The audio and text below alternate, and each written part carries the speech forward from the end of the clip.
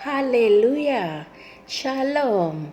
Selamat datang ke saluran Rhapsody Reality kami untuk mendengarkan satu lagi perkongsian firman yang sangat menarik hari ini dari Pastor Chris yang berkongsikan satu message yang bertajuk Sepenuh Hati dan Rela Hati. Puji Tuhan. Ayat Injil pembukaan kita dipetik dari 1 Tawarikh 28 ayat 9 yang berkata, "Dan engkau, Salomo anakku, kenallah Allah ayahmu dan beribadahlah kepadanya dengan sepenuh hati dan dengan rela hati. Sebab Tuhan menyelidiki segala hati dan mengerti segala angan-angan fikiran." Inilah firman Tuhan. Apa sahaja yang kamu lakukan untuk Tuhan, hati dan sikapmu dalam melaksanakannya adalah penting.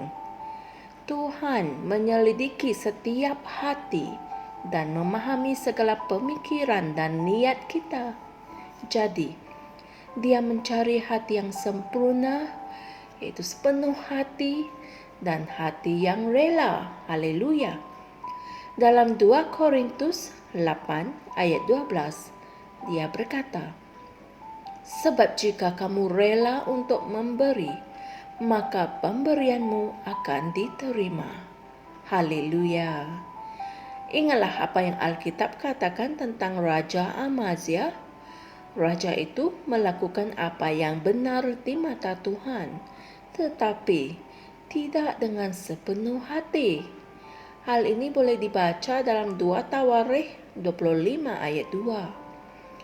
Tetapi, bagaimana hatimu boleh menjadi sempurna dengan Tuhan?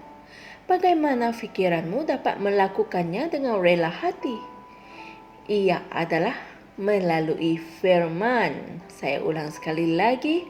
Ia adalah melalui firman. Amin. Hati yang sempurna dan kerelaan hati adalah seseorang yang berpegang kepada firman, disucikan, diperbaharui, dan berada di bawah pengaruh roh melalui firman. Haleluya.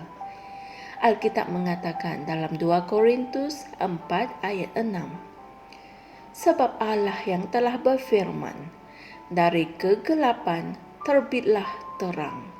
Dialah juga yang telah bersinar di dalam hati kita." Puji Tuhan. Bagaimana dia melakukannya?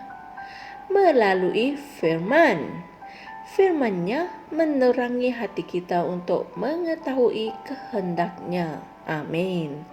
Kemudian dalam Roma 12 ayat 2, ia mengatakan, "Dan janganlah kamu menjadi serupa dengan dunia ini, tetapi biarlah kamu diubah oleh pembaharuan fikiranmu, agar kamu dapat membuktikan apa kehendak Allah yang baik, yang berkenan, dan yang sempurna." Haleluya. Kamu tidak akan tahu minda Allah, pemikiran dan pendapatnya serta kehendaknya yang sempurna mengenai apa jua perkara jika kamu tidak mengetahui firman-Nya. Itulah sebabnya kamu mesti belajar dan mengetahui kitab suci itu sendiri. Yesus berkata dalam Matius 22 ayat 29, "Kamu sesat sebab kamu tidak mengerti kitab suci." Inilah firman Tuhan. Sekiranya kamu ingin melayani Tuhan dengan betul, maka kenalilah firman. Ia mengenai kitab suci, meresap ke dalam rohmu dan memupuk minda kamu. Haleluya.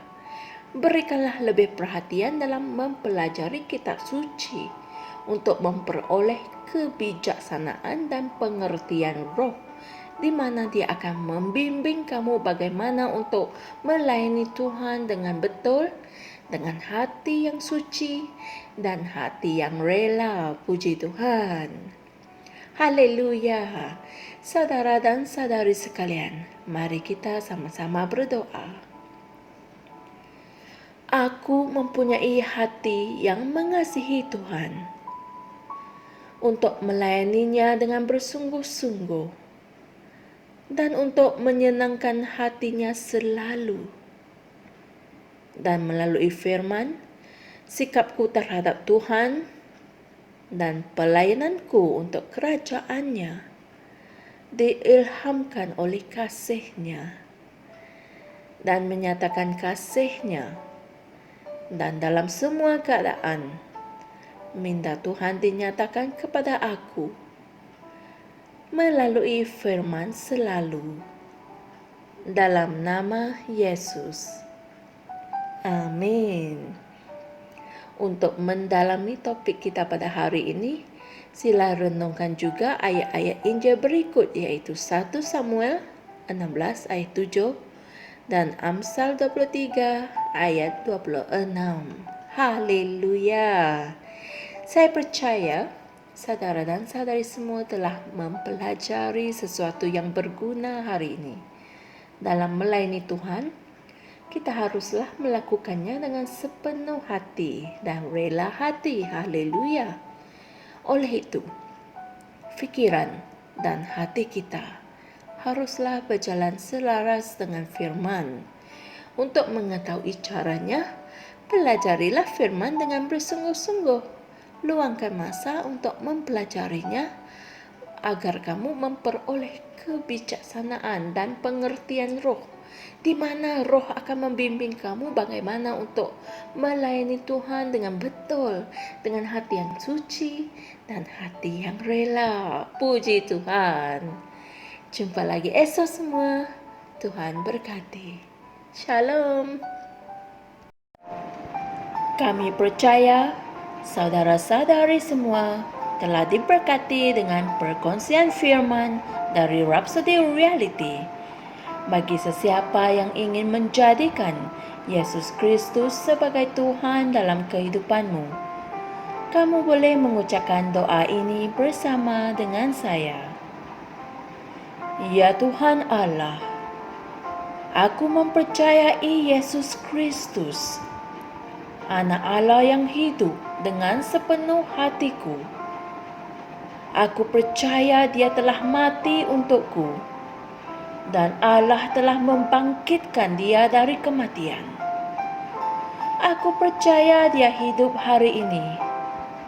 Aku mengaku dengan mulutku bahwa Yesus Kristus adalah Tuhan dalam hidupku mulai dari hari ini.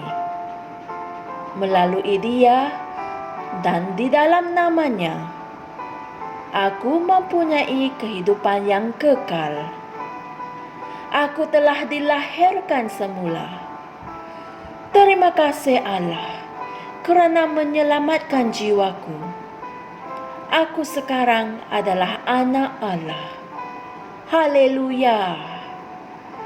Tahniah, sekarang kamu telah menjadi anak Allah.